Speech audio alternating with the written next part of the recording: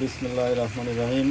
ভাই চলে আসেন তেল ছাড়া তরকারি, বিশেষ করে গরু মাংস। এটা কোরবানির মাংস, ফ্রিজে ছিল, ফ্রিজ থেকে বের করে রান্না শুরু করলাম, অলমোস্ট ফিনিশের পথে।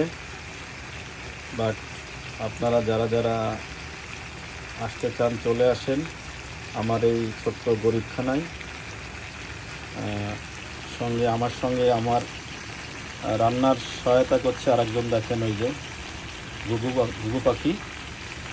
বাইরে আরও আছে, এটা আপাতত একটাকে দেখা যাচ্ছে। এই যে ওই সাইডে আরও আছে, এই যে ঘুঘু পাখি।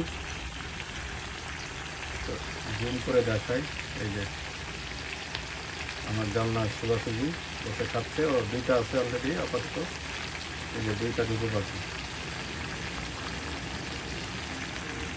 তো যাই হোক, আপনারা সবাই চলে আসেন, ইনশাল্লাহ খাবার সময় বিস্তারিত কথা হবে।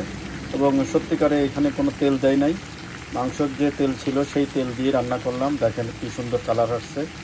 এবং আরও একটা বিষয়, যেটা কাঁচামরিচ, নট এ শুকনো মরিচ, সিঙ্গেল স্পুন শুকনো মরিচ দেয়নি।